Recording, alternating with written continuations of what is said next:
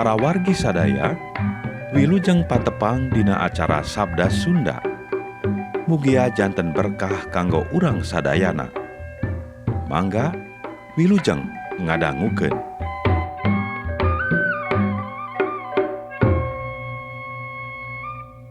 Injil Yesus Kristus numutkeun Santo Lukas. Dina hiji poe, sabada Yesus nenedah di hiji tempat, disampeurkeun ku muridna saurang anu unjukan kieu. Gusti, abdi-abdi wulang nenedah. Yohanes oge ngawulang nenedah ka murid-muridna. Saur Yesus, kudu kieu maraneh nenedah teh. Nun ama, mugi jenengan ama disucikeun. Karajaan ama mugi dongkap. Mugi abdi unggal dinten dipaparin tedaeun sapicekapeun. Mugi dosa abdi dihapunten, sakumaha abdi oge ngahapunten ka anu midamel kalepatan ka abdi. Sareng mugi abdi ulah dipaparin cocobi anu abot. Saurna deui ka murid-murid, upamakeun, saurang ti maraneh indit ka imah sobatna tengah peuting ngomong kieu. Maaf, kuring rek nginjem roti 3 bonjor. Aya kawawuhan anu keur iinditan, bieu nyimpang heula ka imah.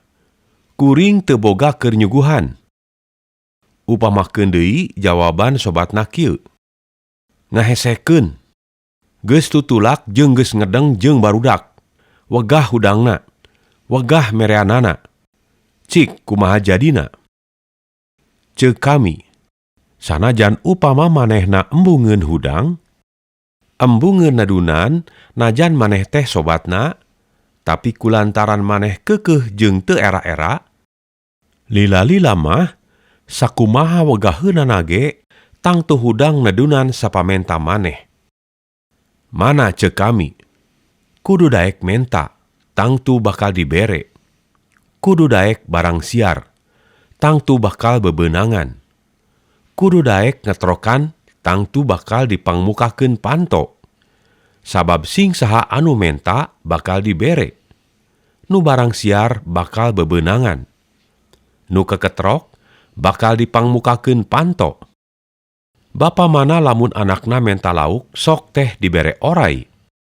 Atawa lamun anakna menta endog sok teh dibere kalajengking. Sakumaha jahatna maraneh, tangtu nyaho naon nu hade bikeuneun ka anak. Komo deui rama maraneh nu di sawarga mah. Mantena tangtu maparinkeun Roh Suci ka sing saha anu menta ka mantena. Yesus tas ngusir hiji roh jahat anu pireu ti hiji jelema. Sanggeus eta roh jahat diusir, jelmana bisa deui ngomong, nepi ka jalma-jalma hareraneun. Tapi aya anu ngaromong kieu. Eta teh dibere kakawasaan ku Beelzebul, gegedug roh-roh jahat. Nu matak bisaeun ngusir roh jahat anu nyurup ka jelema. Sawareh deui aya anu marenta mujizat ka anjeunna teh. Majar pikeun bukti yen anjeunna sumping ti Allah. Maranehna sanyana mah rek nyilakakeun. Tapi Yesus uninga kana palikiranana tuluy ngalahir. Nagara anu pecah jadi golongan-golongan anu silih lawan, ngadegna moal lila. Hiji kulawarga anu anggotana pecah jeung silih musuhan, bakal paburantak. Karajaan iblis oge lamun silih perangan pada baturna, naha bisa langgeng. Ceuk aranjeun, kaula ngusir roh jahat teh make kakawasaan Beelzebul. Lamun nya kitu, ari para panganut aranjeun ngusir roh jahat make kawasa naon? Mun kitu mah para panganut aranjeun sorangan ngabuktikeun yen aranjeun salah. Kaula ngusir roh-roh jahat teh ku kakawasaan Allah. Tur eta teh saanyana mah ciri yen karajaan Allah geus mimiti ngadeg di tengah-tengah aranjeun. Lamun jelema gagah tur lengkep pakarangna ngajaga imahna, sagala harta bandana ditanggung aman. Tapi lamun manehna ditarajang sarta eleh ku anu leuwih gagah, pakarang andelanana karampas, harta bandana dibagi-bagi ku batur. Jelema anu henteu satuju ka kaula tandaning lawan. Jelema anu henteu mantuan ngumpulkeun ka kaula tandaning rek ngawut-ngawut. Lamun roh jahat geus kaluar tina nyurupna ka hiji jelema, tuluy ngatro ka tempat-tempat anu garing, neangan enggon reureuh. Sanggeus teu manggih, ngomong sorangan. Mending balik deui ka imah aing nu bareto. Tuluy balik deui. Nyampak urut nyurupna teh kosong, bersih, rarapih. Seug indit heula. Datangna deui mawa 7 roh anu leuwih jahat tibatan manehna, tuluy nyarurup. Tungtungna, jelema anu diranjinganana teh kaayaanana jadi leuwih cilaka tibatan ti heula. Ti antara jalma rea aya awewe unjukan kieu. Ku bagja istri anu ngababarkeun sareng nginangan juragan. Tapi waler Yesus, leuwih bagja deui jelema anu ngadenge jeung nurut kana timbalan Allah. Jelema-jelema araya keneh.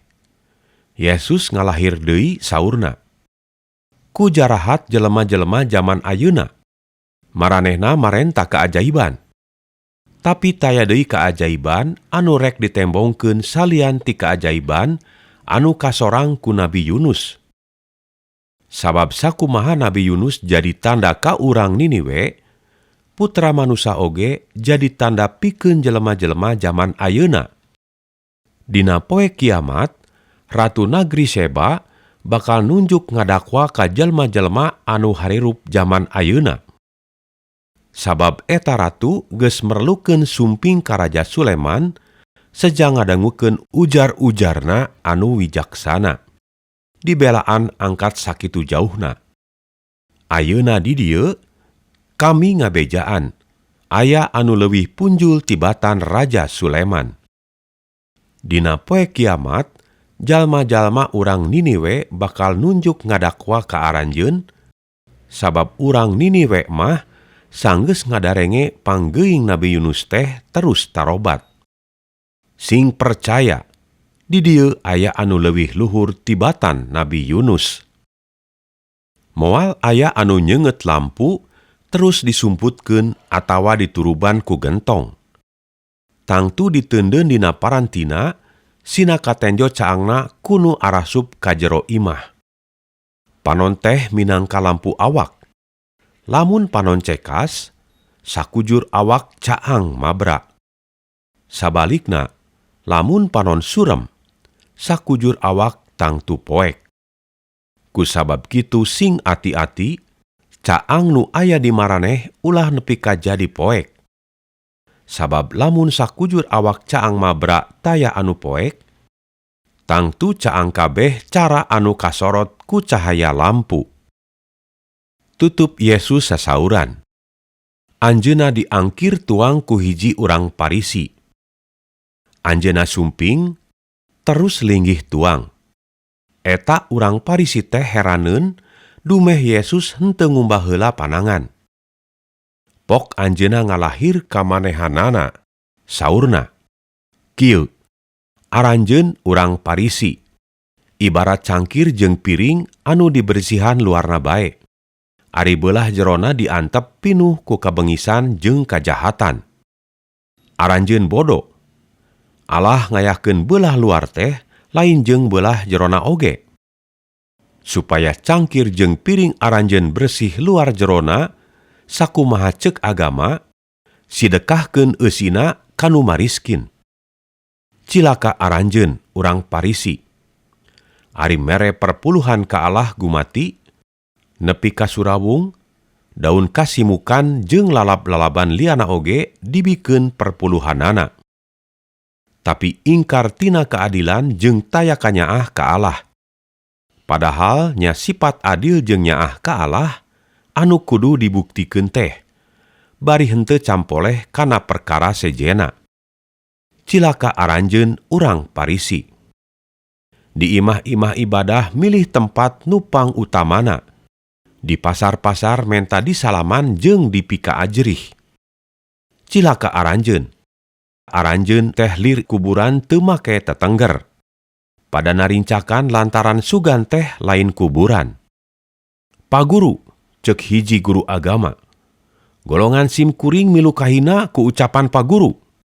Walar Yesus. Aranjeun oge cilaka guru-guru agama.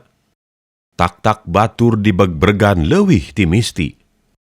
Aranjeun sorangan teu ngutekeun ramo-ramo acan, keur ngenteng-ngenteng kaberat batur. Cilaka aranjeun. Kuburan nabi-nabi ku aranjeun di alus-alus, nabi-nabi anu diparaehan ku karuhun aranjeun tea. Eta teh tandani ngaku satuju kana kajahatan karuhun aranjeun ka nabi-nabi.